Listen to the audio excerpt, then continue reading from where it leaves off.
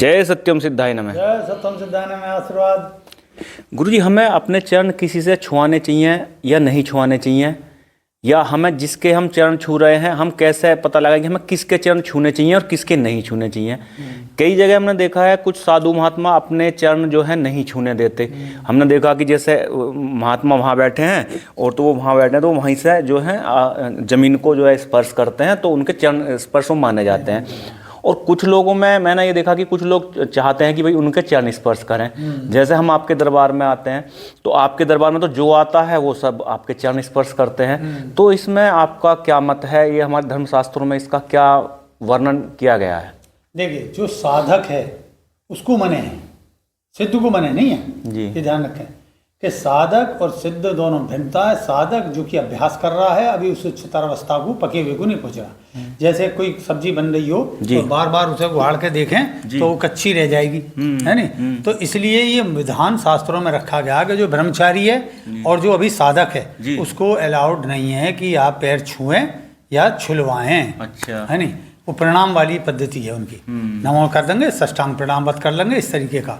और जो सिद्ध है, जो ब्रह्म से कनेक्ट हो चुका, ईश्वरीयवाद को वो अपना खत्म है उसके अंदर, मैं नहीं हूँ, है नहीं, मेरे अंदर ब्रह्म है। तो जो कर रहा है वो ब्रह्म को और जो गुरुवाद को नमस्ते कर रहा है, मतलब आपके अंदर जो गुरु है पर ब्रह्म जी, जो गुरु पद है, जो ईश्वर का स्वरूप ज्ञान स्वरूप है, उसको नमन कर रहा है वो जी। तो वो छुए। और मेरे अंदर जब भेद आएगा कि स्त्री है, ये पुरुष है, मेरी एनर्जी ना ले जाए या कुछ ऐसा ना हो, क्रॉस करते हैं बहुत से, इस तरीके से करते हैं ना, अजीब अजीब डिजाइन से वो बनाते हैं, ये सब गलत है कि ऋण धन सा हो जाएगा। अरे जब तुम आशीर्वाद ले रहे हो तो आशीर्वाद के तरीके से लो, ना कि ऋण धन करके क्रॉस करके क्या कर लोगे? भाई हमारे पैर बदल गए, तुमने ऐसे में कर दिया, ये तो आशीर्वाद क्रॉस हो गया ना जी, न्यूट्रल हो गया। जब न्यूट्रल हो गया तो मैं कहाँ फल मिला उसका? पहली बात तो इसलिए जो भी मैंने बताया कि साधक को छुआना अलाउड नहीं है, और जो सिद्ध है वो छू और छुला सकता है। दूसरा, किस तरीके के लोगों को छूना चाहिए? जो हमसे बड़े हैं, विनम्र हैं, आपके प्रति हित भाव रखते हैं ये। और अगर वो हित भाव नहीं भी रखता है और आप अगर उसको प्रणाम करते हैं, पैर छूते हैं, तो आपके हित भाव से, उसके प्रति आदर भाव से, उसके अंदर की जो नकारात्मकता है वो भी खत्म हो जाएगी।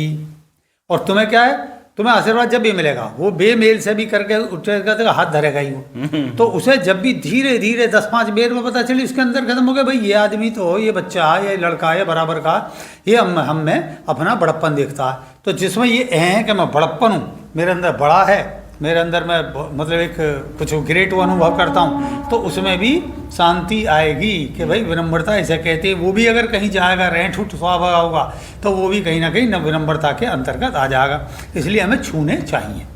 अच्छा, मेरा अपना मन, जैसे मैंने अब तक अपने लाइफ में देखा और जो मैं अनुभव करके जो अप्लाई करता हूँ, मुझे ये मन करता है कि सपोज करो सामने वाले व्यक्ति के मुझे विचार भी अच्छे नहीं लग रहे, मुझे लग रहा है कि ये व्यक्ति उस सात्विक प्रवृत्ति का भी नहीं है, बातें तो सात्विक करता लेकिन इसके कर्म नहीं है, तो मुझे ऐसा लगता है कि उस व्यक्ति इसके हम मतलब मैं नहीं चाहता कि मैं उसके पैर छूँ या उसके संपर्क में भी आऊँ।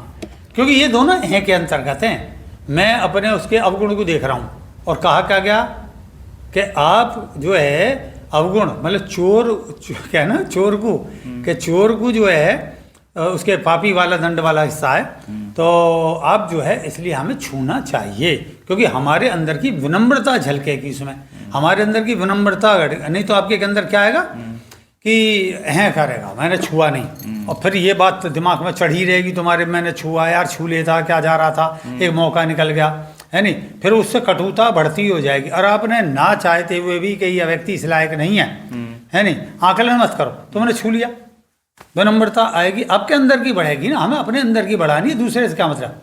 योगी साधु साधक मैं हुआ हूँ, मतलब मैं से मतलब जो होना चाहता, दूसरे से क्या मतलब उसे? नहीं, योगी साधक के चरण स्पर्श की बात नहीं कर रहा, योगी साधक तो सब एक नॉर्मल जो सामाजिक है उसकी भी बात कर रहा हूँ कि हमें अपने को विनम्र बनाना है, ना कि हमें ये देखना है हमारी विनम्रता से घटेगी, है नहीं? आप मंदिर पे जाओ और तुम वहाँ सेवा दो, तो बहुत से हो सकता है तुम्हें कमेंट कर संगे, अबे भाई विश्वास भैया कैसे लाइन पे लग गया, और तू भगवान को पूजा लग। और इस डर से हम ना करें तो हमारी जो भक्ति है वो तो वृद्धि ना होगी।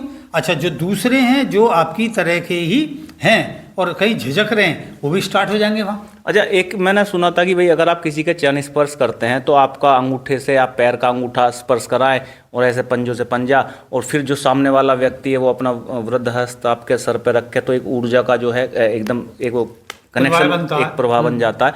इनका सही तरीका तो यह होता है ऊर्जा का एक दूसरे से आदान प्रदान। देखिए ऐसे ऊर्जाबाजी में जब इतने इलझेंगे हम, तो हम में अहं का भाव है, मैं हूँ, सामने वाला भी एक मैं, ये दोनों संयुक्त हो रहे हैं, तो आपके अंदर भाव ही क्या आया, आपके अंदर विनम्रता नहीं आई, आपके अंदर एक साइंटिफिक वो चीज़ हुई कि मैं इससे ऊर्जा ले लूँगा, इसकी सर्किल में जुड़ के मैं कनेक्ट हो जाऊँगा और इसका सतगुण को मैं अपने अंदर धारण कर लूँगा, मेरा तम गुण इसके अंदर चला जाएगा। आप दुर्भावना से ग्रस्त होकर पहली कर रहे हो, आप सरेंडर नहीं हो। और ये पूजा, ये जो है पैर छूना वगैरह, ये समर्पण भाव की वृद्धि है। सामने वाले में बड़ा कौन?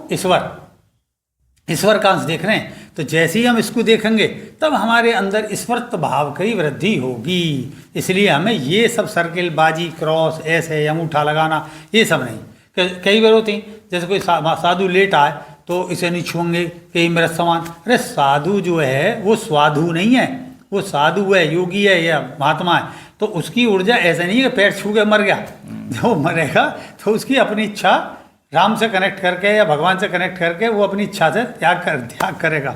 तो ऐसे नहीं आप छू सकते हो। अच्छा हाँ, एक चीज़ और इसमें मेरे अभी याद आई है कि जैसे बताते हैं कि कोई व्यक्ति अगर लेटा हुआ है तो उसके पैर नहीं छूने चाहिए, जो उसके बारे में आपका क्या कहना है? यही तो आज अभी मैं विषय कह रहा। हाँ, इसी वो आपके बात से। हाँ, जो ऐसे बुजुर्ग है उनके प्रति तो ये धारणा होती है, लेकिन अगर कोई महात्मा है, योगी है, संत है, साधक को तो मैंने बताई थी साधक की स्थिति गए है, तो वो तो साधक ये है कि मेरी साधना न भिन्न हो जाए, छिन्न भिन्न हो जाए, इसलिए मना करता। और जो वैसे सिद्ध हैं, है नहीं, जो उस हंस अवस्था या परमहंस अवस्था को पहुंच चुके हैं, उनके आप छू सकते हो।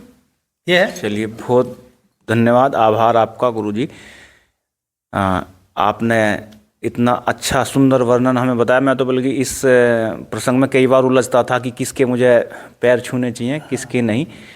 तो अगर हमें लगता है कि सामने वाला में कुछ, अगर हमें दुर्गुण भी दिखाई देते हैं, उसके हम पैर छू लें तो हमें कोई उससे वो नहीं है, उससे हमारे अंदर का बल ही बढ़ेगा, ना कि कुछ घटेगा नहीं, हमारी विनम्रता बढ़नी है उद्देश्य है। चलिए, जय सत्यम सिद्धाय नमः। जय सत्यम सिद्धाय नमः, कल्याण भव।